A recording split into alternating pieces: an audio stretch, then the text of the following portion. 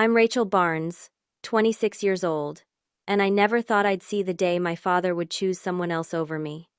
For 14 years after Mom died, it was just us against the world. Then, Diana came along. It took her 3 years to deliver the ultimatum. Either she leaves this house and your life, or I do. Dad hesitated for 5 seconds before saying Rachel can find her own place. I packed my bags quietly that night. They had no idea what I had already set in motion months before. If you're watching this, please let me know where you're tuning in from in the comments below. Hit that like button and subscribe to my channel for more stories about how I turned heartbreak into triumph. Now let me take you back to where it all began. Our home in Seattle, Washington was always filled with laughter and warmth even after we lost Mom. The two-story Victorian house with blue shutters was where my father Marcus and I rebuilt our lives after my mother Margaret died of cancer when I was 12. The initial months were devastating. I would find Dad sitting in Mom's reading nook, holding her sweater, tears streaming down his face. At night I would cry myself to sleep, clutching the teddy bear she had given me for my 10th birthday. We coped by leaning on each other. Dad would take me to Pike Place Market on Saturdays just like Mom used to. We would buy fresh flowers for her photo on the mantelpiece and tell her about our week. Sunday mornings were sacred for pancake breakfasts where Dad attempted, and often failed, to create animal shapes with the batter. His lopsided pancake rabbits became our inside joke. "Your mom would have done these perfectly," he would say with a sad smile. "I like yours better, Dad. They have character," I would reply, making him laugh through the pain. As I entered my teens, Dad became both mother and father to me.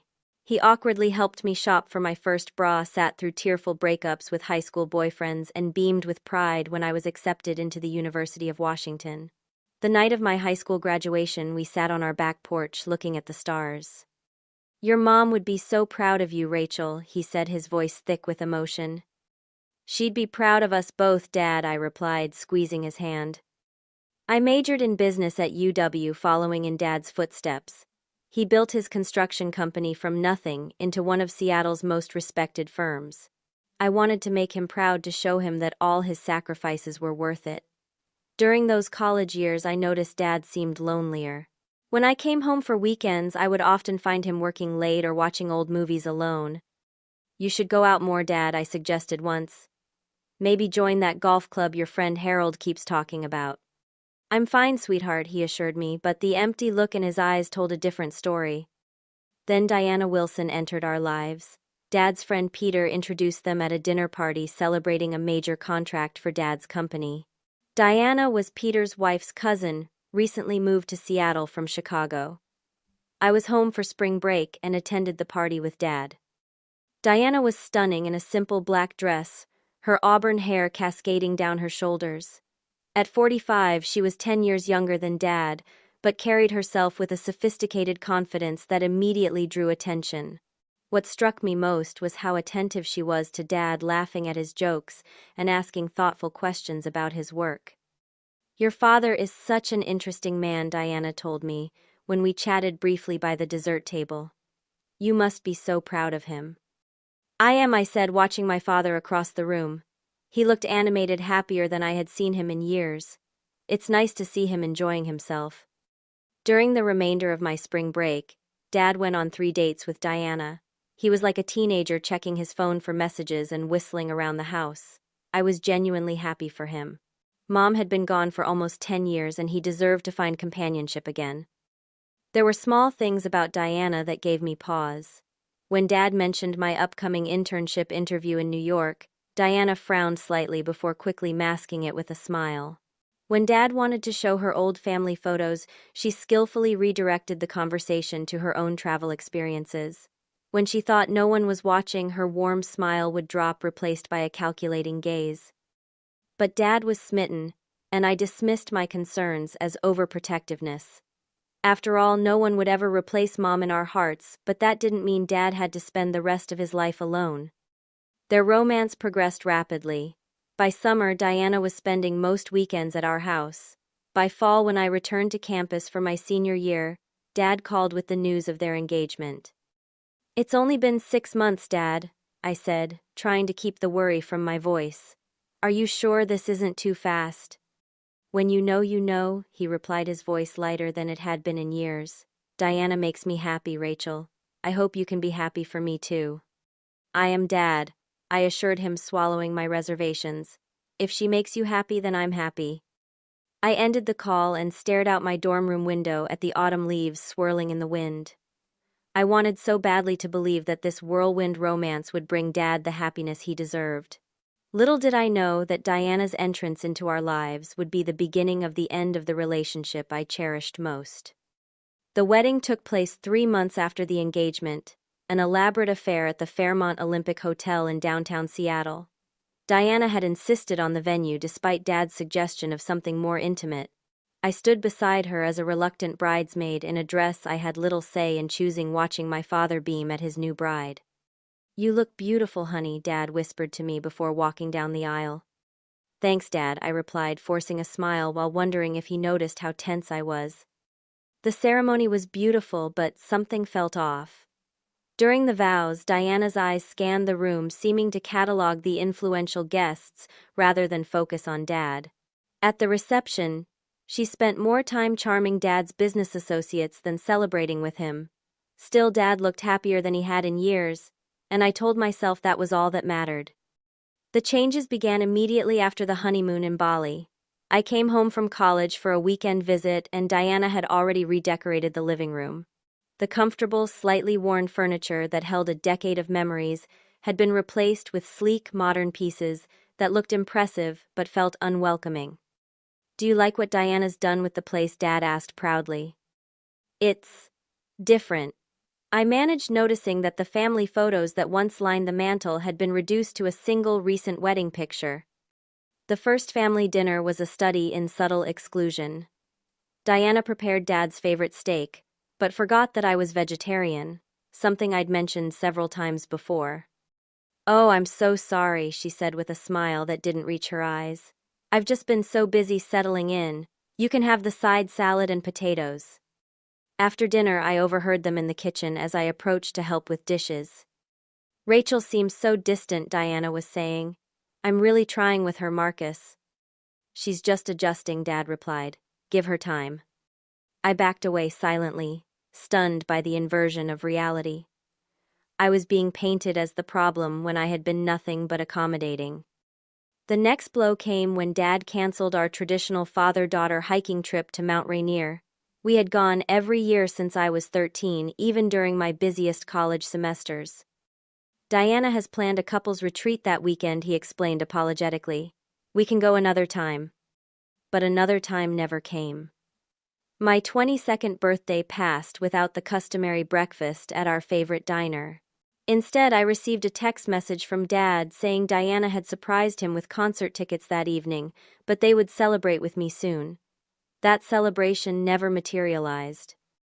Walking through the house one afternoon, I noticed more family photos had disappeared. The wall that once displayed a timeline of my growth from baby to college student was now adorned with abstract art. In my old bedroom, now converted to a guest room, the bookshelves that held my childhood treasures had been cleared for Diana's collection of art books. Dad, have you noticed that all the photos with Mom are gone? I asked, during a rare moment alone with him. Diana thought it might be time to update things, he replied, not meeting my eyes.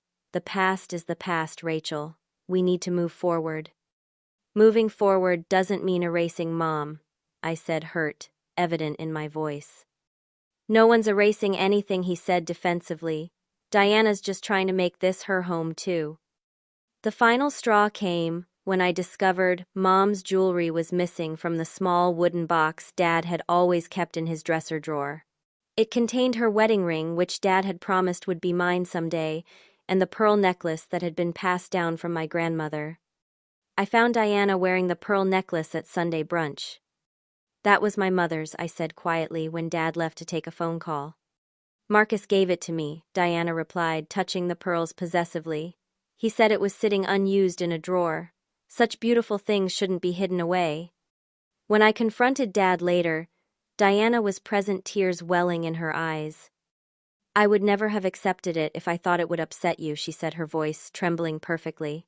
I just wanted to honor your mother by wearing something that was special to her. Dad put his arm around Diana. Rachel, you're overreacting. Diana is trying to be part of this family and you're making it difficult. I stood there speechless at the betrayal. The pearls had been promised to me, a connection to both Mom and my grandmother. Now they adorned the neck of a woman who was systematically erasing my mother's presence. As the months passed, I found myself increasingly unwelcome in my childhood home. Diana established rules that seemed designed to push me away. The guest room was often being prepared for other guests when I wanted to visit. Mealtimes were changed without informing me, so I would arrive to find they had already eaten. My friends Amanda and Jessica noticed the change in me during our coffee meetups. "You don't talk about your dad much anymore," Amanda observed one day. "There's not much to say," I replied, stirring my latte absently. "He's busy with his new life." "Have you told him how you feel?" Jessica pressed. "I've tried," I said.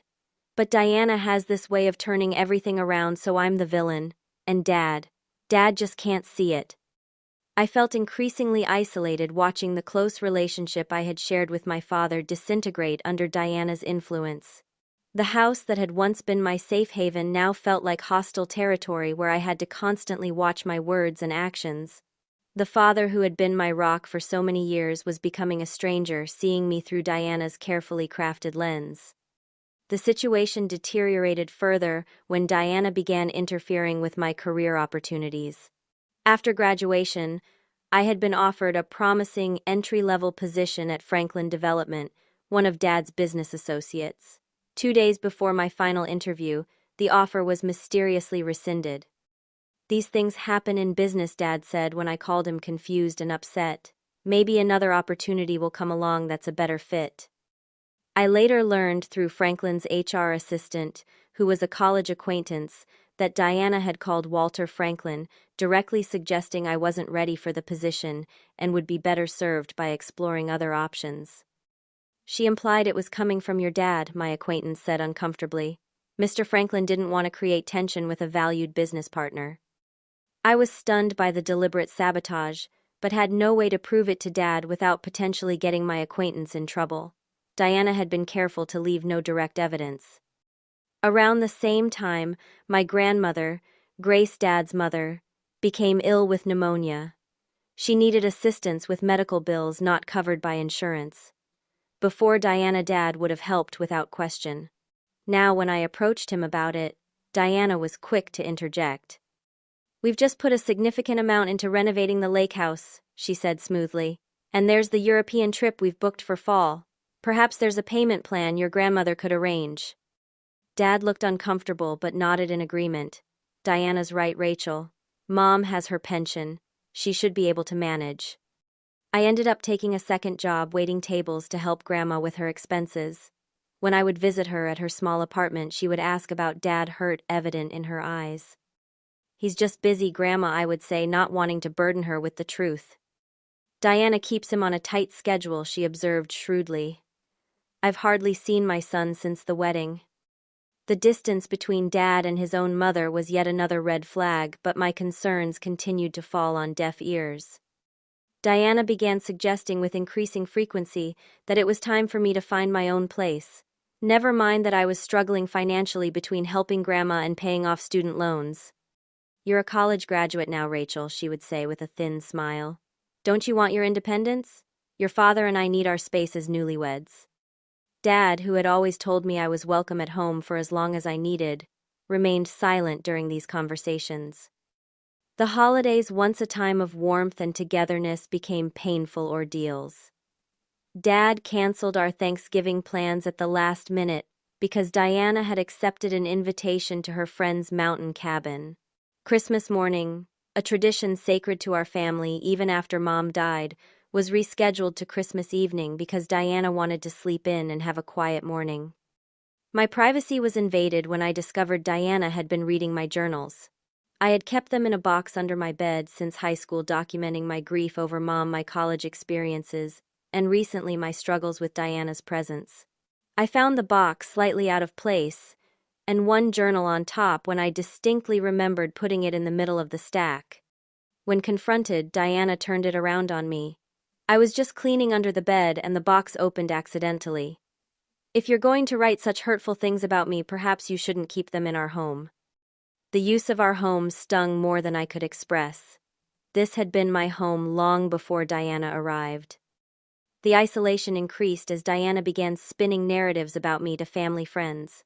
Laura Wilson, Mom's best friend who had remained close to us after her death, called me concerned. Diana mentioned you've been struggling with some emotional issues, she said cautiously.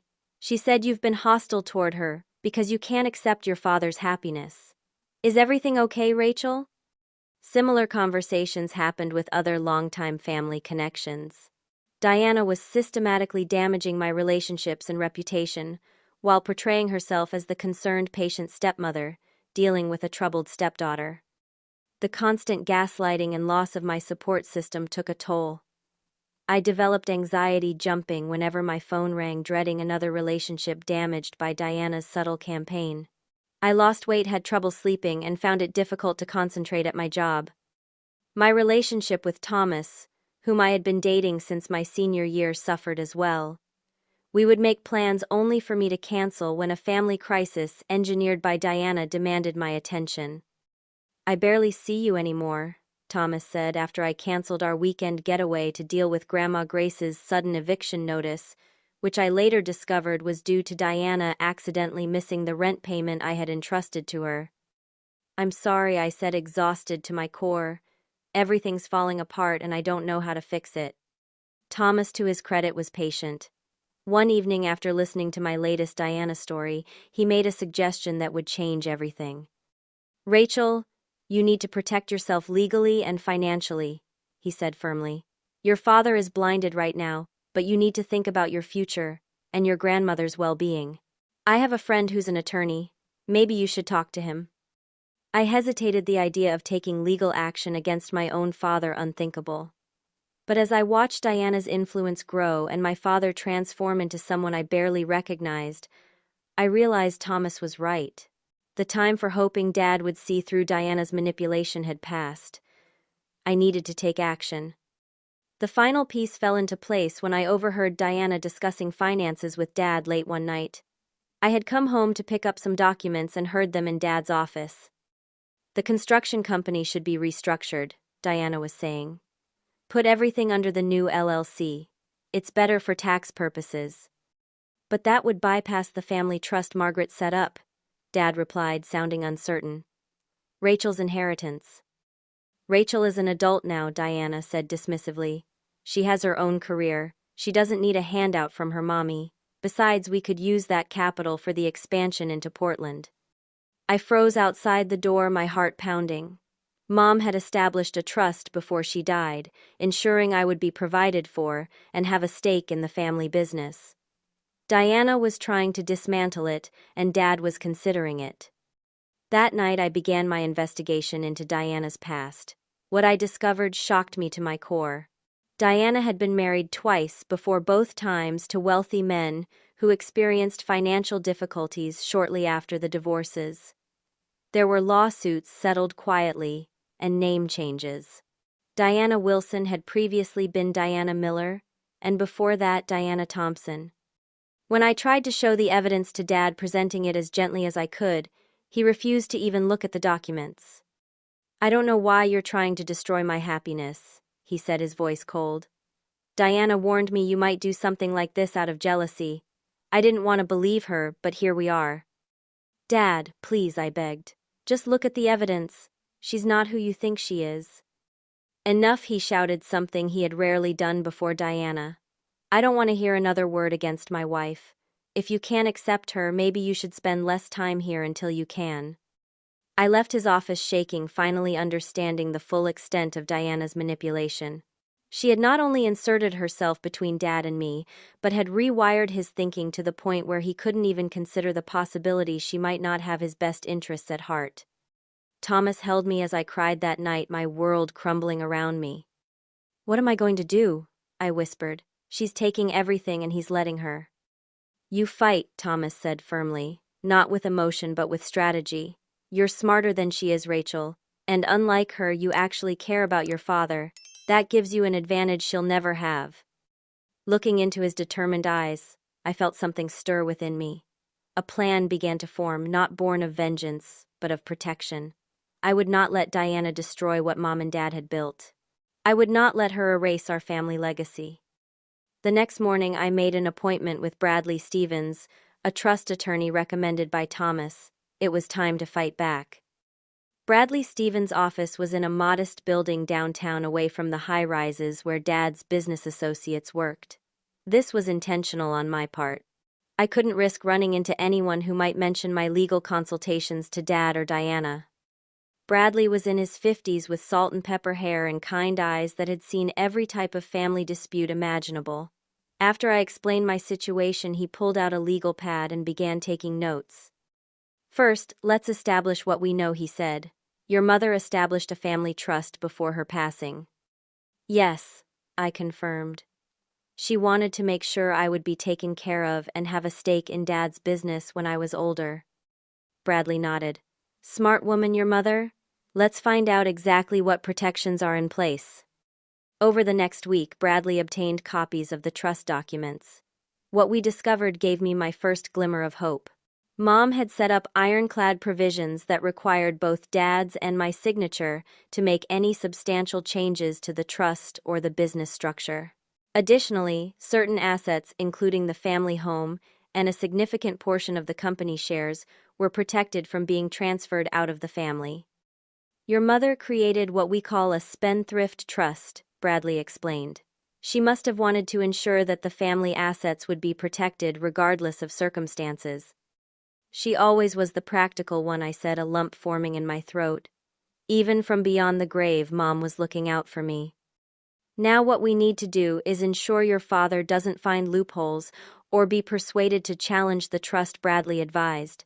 "That means documenting everything." Parallel to my legal consultations, I met with Elijah Winters, a financial advisor who specialized in family businesses.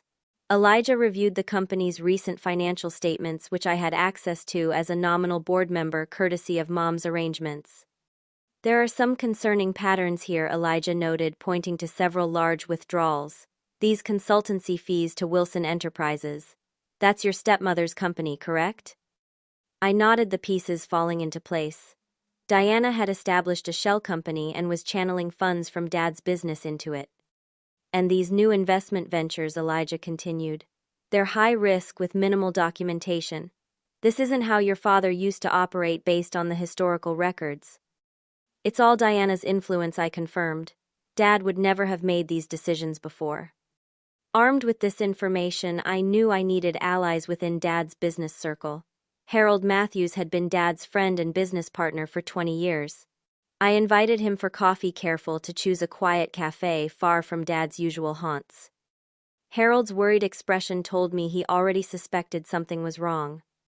"I've been concerned about Marcus for months," he admitted after I broached the subject. "These new business directions, they're not like him. And the way he's been shutting out longtime clients in favor of Diana's contacts, it's damaging relationships we've spent decades building." "Has he mentioned changing the company structure?" I asked carefully. Harold's face darkened. "He's been talking about a restructure that would effectively push out the original partners, including me." "Rachel, what's going on with him?" I shared some of what I had discovered about Diana, careful not to reveal my full plan. Harold was visibly shocked. "I had my suspicions about her, but Marcus needs to know." "He won't listen," I said sadly. "I've tried. But I need your help to protect the company, even if it's from Dad himself right now." Harold agreed to alert me to any major business decisions and to stall any restructuring efforts as long as possible. Another alliance formed another piece of my protection plan in place. Meanwhile, I discovered through Bradley that Diana had indeed been pressuring Dad to change his will. The updated draft would leave everything to her with only a small stipend for me. This was contrary to the terms of Mom's trust, but Diana was clever enough to find ways to contest it if Dad died while still married to her. The revelation cemented my resolve. This wasn't just about my inheritance. It was about protecting Dad from a woman who saw him as nothing more than a financial opportunity. I began applying for jobs in different cities, knowing I might need to establish independence quickly. After several interviews, I secured a position with Sullivan Architects in Boston, a firm with an excellent reputation and no connections to Dad's business circle. The distance would be painful but necessary. As I prepared for potential fallout, I created digital backups of all important family documents, financial records, and evidence of Diana's past and current manipulations. I stored these securely with copies given to both Bradley and Elijah for safekeeping. Sentimental items that couldn't be replaced were slowly moved to a storage unit rented under my name only. Mom's photo albums, her handwritten recipe book, the quilt her mother had made, the few pieces of jewelry Diana hadn't yet claimed, each item carefully packed and preserved away from Diana's reach. Through Thomas's connections, I hired private investigator Catherine Reynolds to dig deeper into Diana's history. Catherine was thorough, uncovering details that even I, with my careful research, had missed. She's operated under 5 different names, not just the 3 you knew about, Catherine reported. And there's a pattern. She targets wealthy men, usually widowers or recently divorced. She isolates them from family, especially children from previous marriages. Then she begins extracting assets either through divorce or by convincing them to change their financial arrangements. And the previous husbands, what happened to them? Catherine's expression was grim. 2 divorces, as you knew. One died suddenly of a heart attack after changing his will in her favor. No investigation was opened. It was deemed natural causes. A chill ran down my spine. Could Dad be in actual physical danger? I had focused on financial protection, but what if Diana's endgame was more sinister? I need more security measures, I told Bradley at our next meeting, and I need to find a way to protect Dad even from himself. Bradley suggested establishing a power of attorney document that Dad could sign, giving me authority if he became incapacitated. The challenge would be getting him to sign it without Diana's knowledge. I reached out to Dad's siblings, Aunt Eleanor and Uncle Robert, who had been keeping their distance at Diana's orchestration. Once they understood the severity of the situation, they became valuable allies, agreeing to try reconnecting with Dad and observing Diana's behavior firsthand. Marcus was always stubborn, Eleanor said when we met for lunch. But he's never been foolish. I can't believe he doesn't see what this woman is doing. Love blinds people, I said sadly, and Diana is very good at manipulation. Throughout this planning phase, I maintained a facade of acceptance around Dad and Diana. I visited less frequently but was careful to remain civil, even warm when necessary. I needed them to believe I had given up the fight, that I was moving on with my own life separate from them. Meanwhile, I began sessions with therapist Samantha Wright to maintain my emotional health through the ordeal.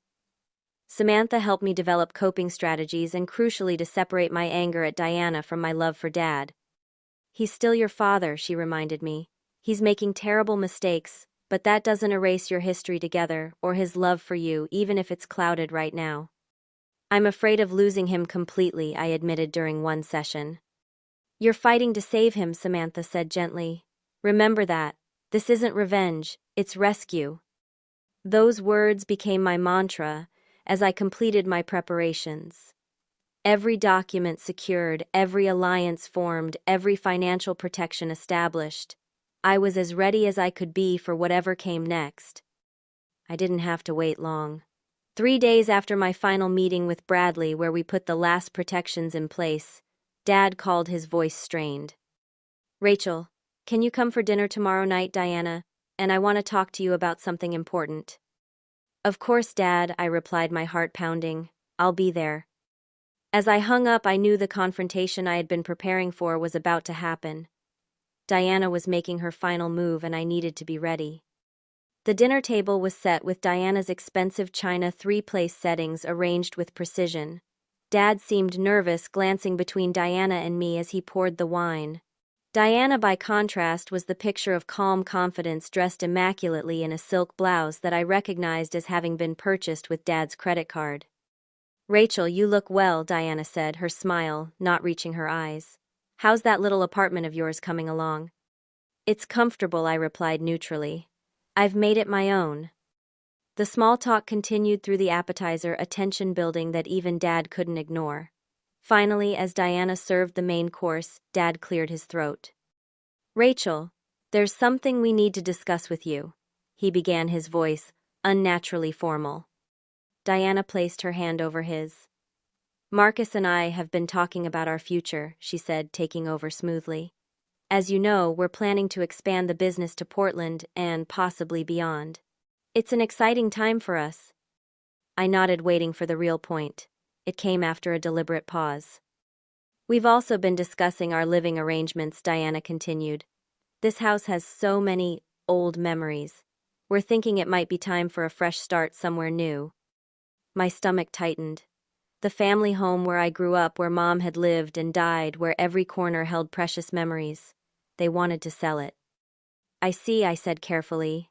And what about Mom's trust? The house is protected under its terms. Dad shifted uncomfortably. That's actually part of what we need to discuss. Diana and I have been talking to a lawyer about possibly challenging some of the restrictions in the trust. They're really not practical anymore given our new circumstances. What new circumstances? I asked, though I already knew the answer. Diana's smile tightened. Our marriage, of course. Margaret created that trust when you were a child, Rachel. You're an adult now with your own life. These protections are outdated. I looked at Dad, searching his face for any sign of the man who had cherished Mom's memory, who had promised to honor her wishes. I found only discomfort and avoidance. Dad, is this really what you want? To undo what Mom put in place to protect our family? Before he could answer, Diana cut in. Rachel, I've tried to be patient with you. I've tried to include you in our lives. But your constant resistance, your inability to accept that your father has moved on, it's becoming too much. She put down her fork and looked directly at me. I think it's time we were honest with each other. Your presence in this house and our lives is creating tension. Your attitude toward me affects your father deeply. Diana, Dad started, but she pressed on. No, Marcus, it needs to be said. I can't continue like this. The constant judgment, the looking over my shoulder, wondering what Rachel is going to object to next. She turned back to me, her eyes cold. It's time for you to fully move on, Rachel. Find your own life separate from ours. What exactly are you saying? I asked, though I already knew. Diana looked at Dad, then back at me. I'm saying that I've reached my limit. Either you completely remove yourself from this house and your father's daily life, or I will leave. I won't live like this anymore. The room fell silent. I looked at Dad, waiting for him to defend me, to reject this ridiculous ultimatum. He stared at his plate, conflict evident in his face. Dad, I said quietly. He looked up, pain in his eyes. Rachel, you'll always be my daughter, but Diana is my wife now. I need to prioritize my marriage. Are you serious? I whispered, the betrayal cutting deeper than I had anticipated despite all my preparation. Rachel can find her own place, he said to Diana, not meeting my eyes. She's established in her apartment now anyway. We'll still see her for holidays and special occasions, of course. Diana's triumphant smile was quickly masked with a look of relief. That's all I'm asking for, Marcus. Some space to build our life together without constant reminders of the past. I sat there, food untouched, as they continued eating and discussing their plans as if my world hadn't just shattered. Dad occasionally glanced at me with what looked like guilt, but he didn't retract his choice or defend me further. After dinner, I excused myself, claiming a headache. In reality, I needed to process what had just happened in private. In my old bedroom, now stripped of personality and transformed into Diana's idea of a guest room, I sat on the edge of the bed and let silent tears fall. Despite all my preparation, despite knowing intellectually that this moment would come, the emotional reality of hearing my father choose Diana over me was devastating. This was the man who had held me through nightmares, who had taught me to ride a bike, who had promised Mom he would always put me first.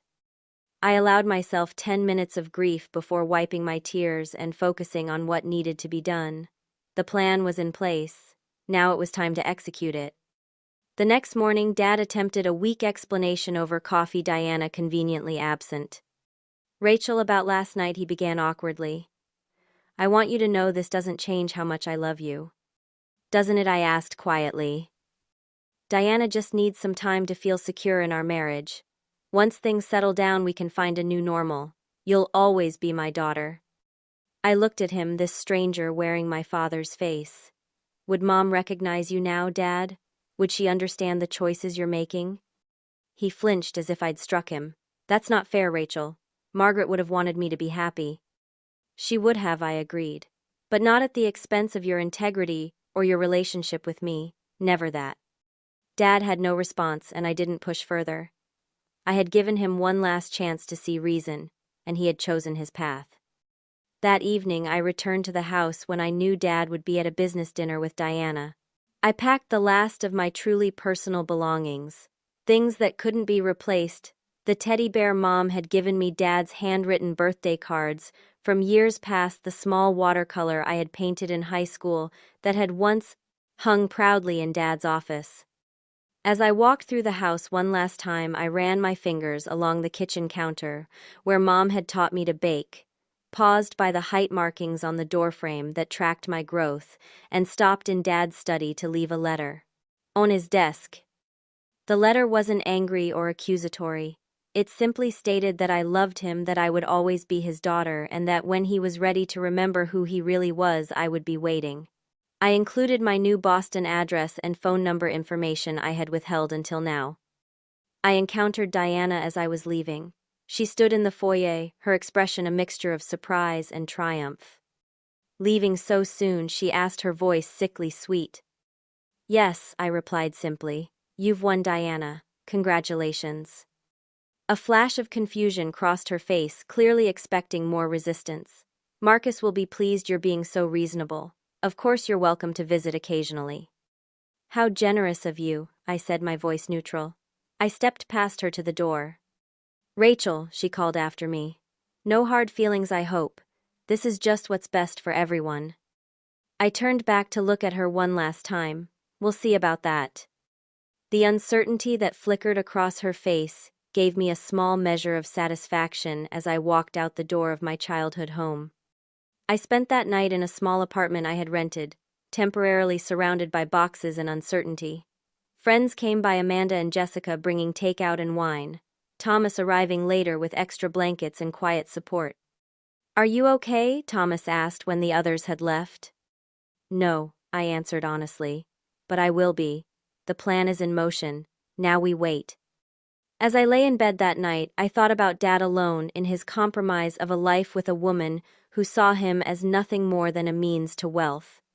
I thought about Mom and what she would think of all this.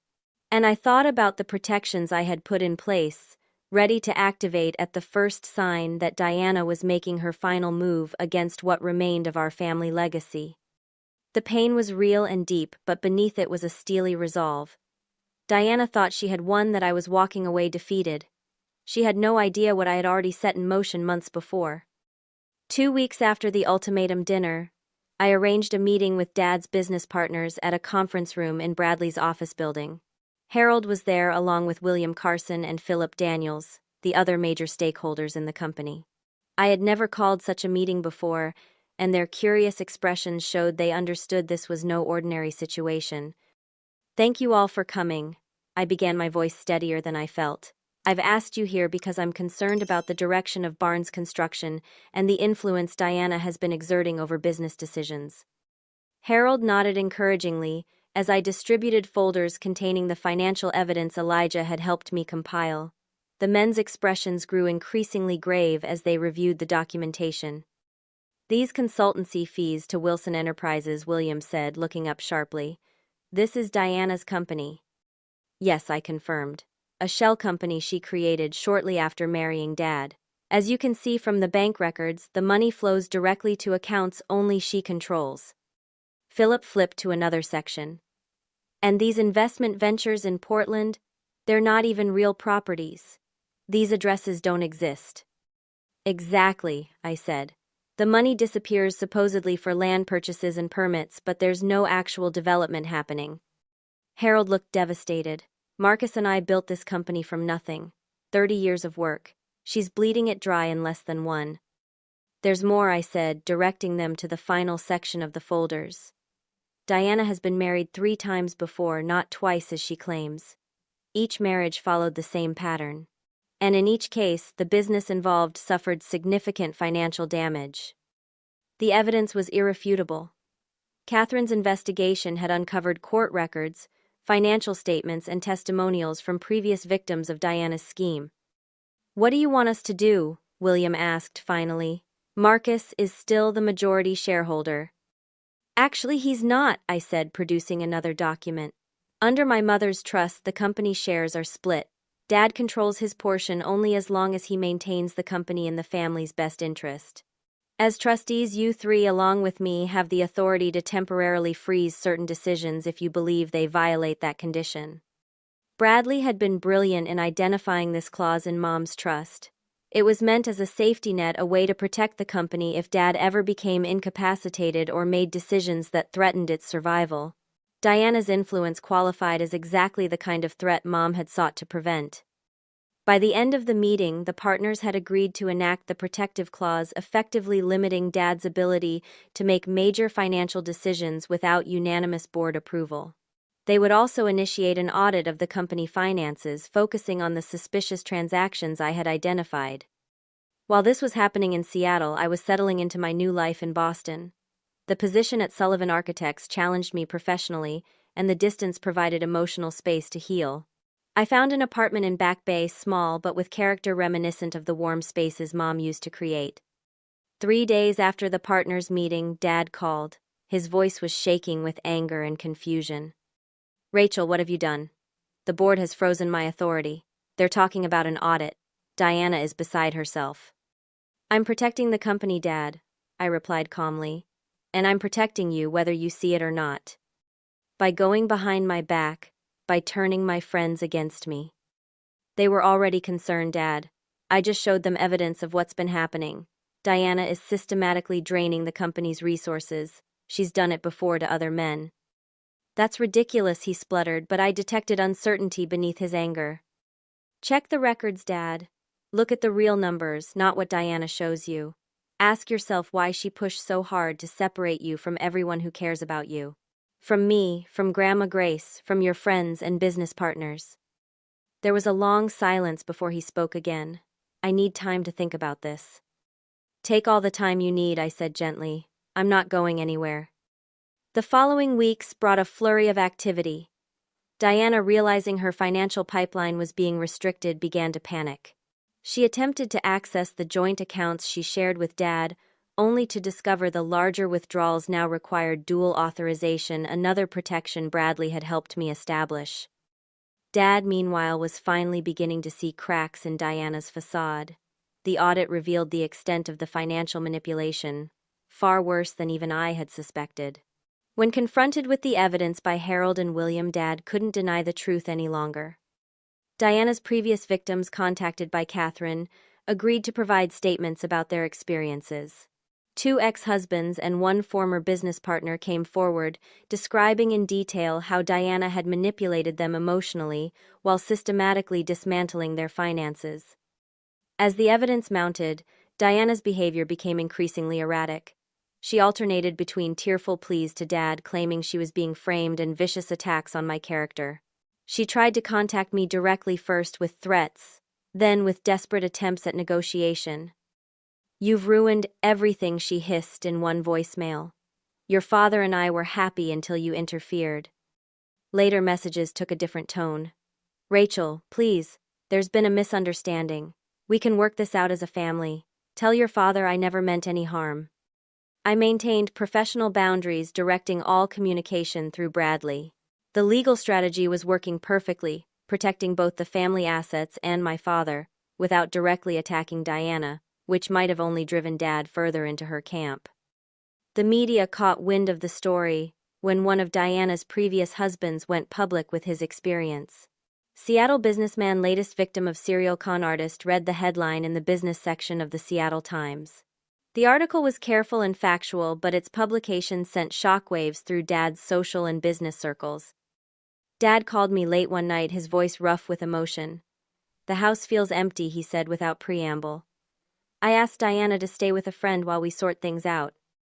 "Are you okay?" I asked, concern overtaking any sense of vindication. "No," he admitted.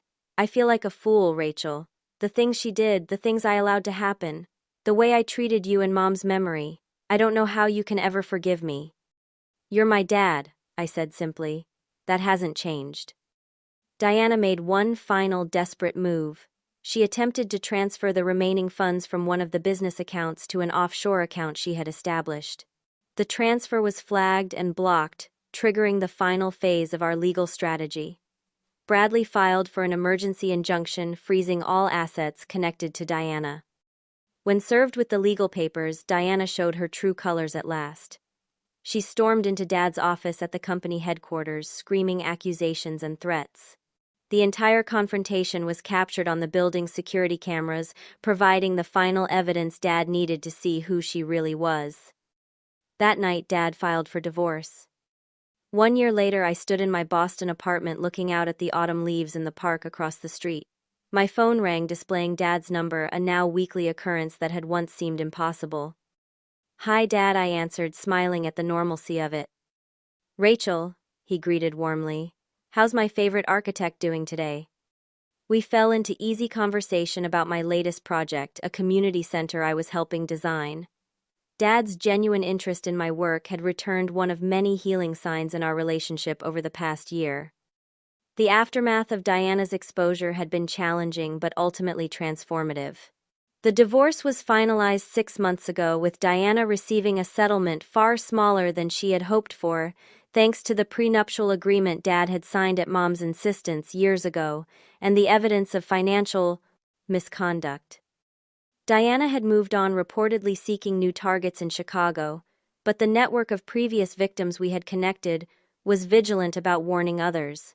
The legal consequences of her financial manipulations had resulted in a suspended sentence and restitution payments that would keep her occupied for years. Dad had thrown himself into rebuilding what Diana had damaged. The business was recovering under the joint leadership of Dad and Harold. The family home remained intact, though Dad had initially found it difficult to live there alone. "I'm thinking of selling the lake house Dad mentioned during our call. It never really felt like ours anyway." Diana pushed for that purchase. "What about the main house?" I asked, knowing how much healing had happened there. "That stays in the family," Dad said firmly. "Your mother loved that house, and someday it will be yours, as we always planned." My healing journey had been aided immensely by therapy with Samantha, who helped me work through the complex emotions of betrayal, vindication, and rebuilding. I had joined a support group for adult children affected by toxic step relationships, finding solace in shared experiences and strategies for recovery. Extended family had rallied wonderfully. Grandma Grace was now living in a comfortable assisted living facility, her expenses covered by Dad as they should have been from the start. Aunt Eleanor and Uncle Robert had rekindled their close relationship, with Dad's Sunday dinners becoming a new tradition when I visited Seattle. My friendship with Thomas had evolved into something deeper during the crisis. His unwavering support and practical assistance had revealed a partner I could truly rely on. Though we maintained separate apartments, marriage was a topic we'd begun to discuss seriously. "Your mother would be proud of you, Rachel," Dad said near the end of our call. "The way you fought for our family even when I couldn't see what was happening. You have her strength." "I had good examples," I replied. "Both you and Mom taught me about integrity and perseverance. Before Diana, that is." Dad sighed. "I still don't understand how I could have been so blind. The things I said to you, the way I chose her over you, over everything that mattered."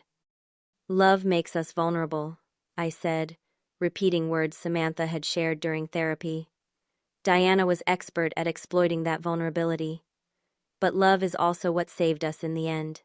The foundation Mom and you built was stronger than Diana's manipulation. After we hung up, I reflected on the hard-won lessons of the past year. I had learned to trust my instincts even when others couldn't see what I saw. I had discovered strength I didn't know I possessed, fighting for my family when it would have been easier to walk away. Most importantly, I had learned that protecting yourself doesn't mean closing your heart. The network of friends, family, and professionals who had supported me through the ordeal had become my chosen family, expanding rather than replacing what had been damaged. I had forgiven Dad, understanding that his failures came from a place of grief and loneliness that Diana had expertly manipulated. Our relationship had new boundaries, healthier ones, based on mutual respect rather than dependence or obligation. Michael, a childhood friend who had reconnected with me during my visits home, had become a surprising source of joy in my life. Unlike Thomas, whose practical support had been invaluable, but whose connection had faded as the crisis resolved, Michael shared my values about family and legacy. Our weekly video calls had become a highlight I looked forward to with growing anticipation. As I prepared for Dad's visit to Boston the following weekend, I felt a sense of peace that had once seemed impossible. Diana had nearly destroyed everything my parents had built, had almost severed the bond between father and daughter that had once been unbreakable, but in the end, truth and love had prevailed. I had established a foundation to support others facing similar situations, using a portion of my inheritance to fund legal aid and counseling services. Turning pain into purpose had been the final step in my healing journey. That evening, my phone rang again. It was Dad calling back unusually soon after our earlier conversation. "Rachel," he said, his voice emotional. "I was looking through some old photos and I found something I want to share with you when I visit. It's a letter your mother wrote to you to be given when you faced your first real adult challenge. I should have given it to you a year ago, but—" "Bring it with you," I said, tears welling in my eyes. "I'd love to read it." As I ended the call, I looked around my apartment at the life I had built from the ashes of betrayal. Diana had thought she was destroying me when she forced Dad to choose. Instead, she had inadvertently set me on a path to greater strength and independence than I had ever known. The stepmother who thought she had won had ultimately lost everything, while I had reclaimed not just my inheritance and my relationship with Dad, but my own power. Sometimes the best revenge isn't confrontation, but reconstruction, building something stronger where the damage occurred. If you've made it to the end of my story, I want to thank you for listening. Have you ever had to stand up against someone who tried to come between you and someone you love? What did you do and how did it turn out? Please share your experiences in the comments below. If this story resonated with you, please like and subscribe to hear more about how I rebuilt my life after this ordeal. And if you know someone who might be facing a similar situation with a manipulative person in their family, please share this video. Sometimes knowing you're not alone makes all the difference.